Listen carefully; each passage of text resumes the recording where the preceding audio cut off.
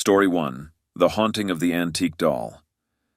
In the small picturesque town of Willowbrook, the Harrison family stumbled upon an antique doll in a forgotten corner of an old curiosity shop. The doll, with its glassy eyes and porcelain smile, seemed harmless at first. Little did the Harrisons know that the doll was a vessel for a malevolent spirit named Agnes, a woman who, in her lifetime, had dabbled in forbidden rituals, ultimately binding herself to the doll. Soon after bringing the doll home, the once peaceful Harrison household was plagued by inexplicable phenomena. Objects moved on their own, disembodied whispers echoed through the corridors, and the youngest daughter, Emily, exhibited strange behavior. She would talk to the doll for hours, her voice shifting to an eerie, unnatural tone.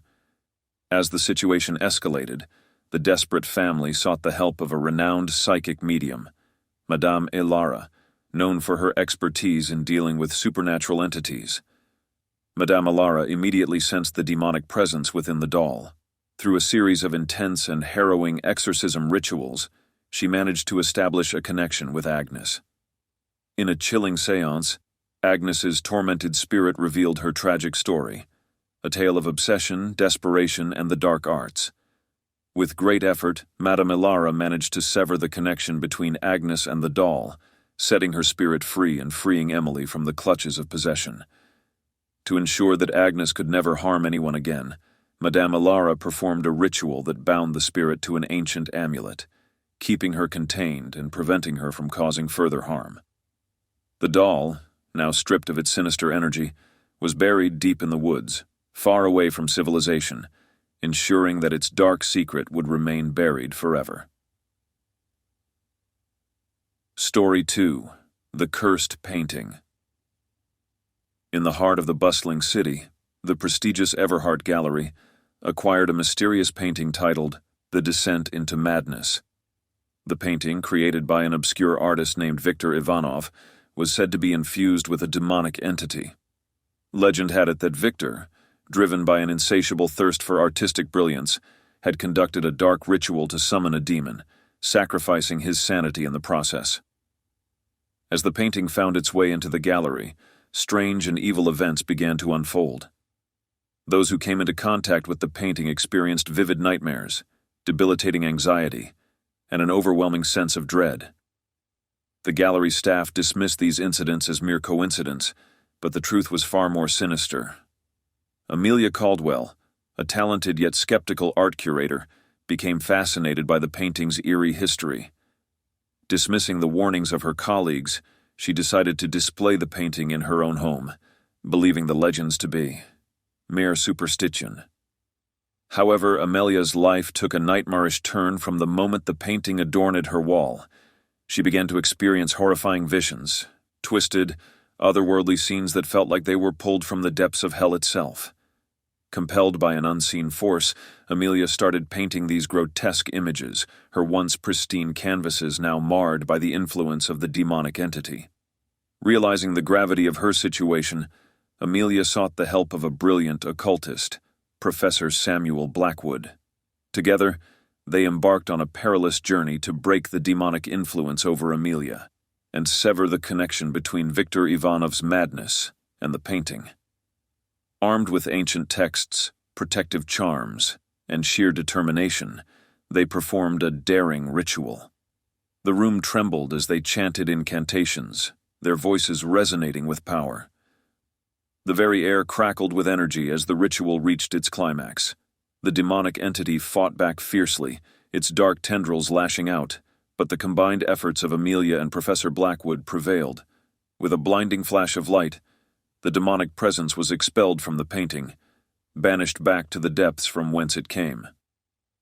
The painting, now devoid of its dark power, was carefully restored and displayed in the Everhart Gallery, a testament to the triumph of human will over supernatural malevolence.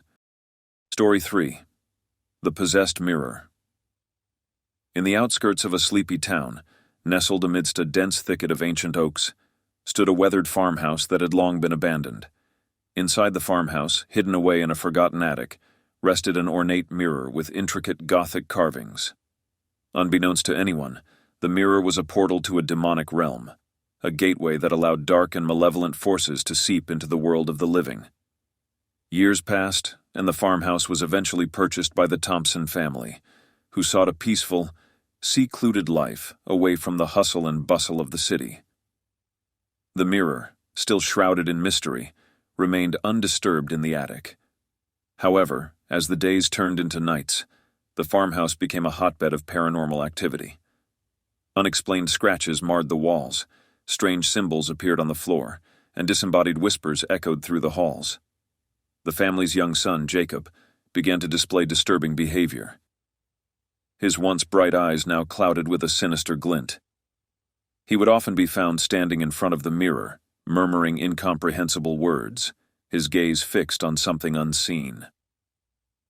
One fateful night, during a powerful thunderstorm, the mirror became a conduit for a demonic entity desperate to escape its otherworldly prison. The entity, a being of pure malevolence, reached out from the mirror, its dark tendrils snaking into the farmhouse, infusing the very air with an aura of dread. Jacob, now completely under the entity's influence, was drawn to the mirror like a moth to a flame. The entity whispered promises of unimaginable power, enticing the young boy to embrace the darkness within. Terrified for their son's soul, the Thompsons sought the help of a team of paranormal investigators led by Dr. Eleanor Harlow, a brilliant researcher specializing in supernatural phenomena. Armed with ancient texts, spiritual artifacts, and an unyielding determination, Dr. Harlow and her team ventured into the farmhouse, prepared to confront the malevolent force that had taken hold of Jacob. The atmosphere inside the house was heavy with tension, as they conducted a series of rituals, their voices intermingling with the storm raging outside. The mirror, now a focal point of the supernatural battle, trembled as the demonic entity fought to maintain its grip on Jacob's soul. The air crackled with energy, as the investigators' incantations grew stronger, their protective circles glowing with an ethereal light. In a final, desperate surge of power, the demonic entity attempted to lash out one last time. But Dr. Harlow and her team stood firm, their resolve unbreakable. With a blinding flash of light, the entity was forcibly expelled from the mirror, its anguished howls echoing through the farmhouse before fading into nothingness. Jacob, freed from the entity's influence, collapsed to the floor, his eyes wide with terror and confusion. The mirror, now devoid of its dark presence, was carefully removed from the farmhouse and transported to a remote location, where it was buried deep underground, its malevolent secret hidden from the world forever.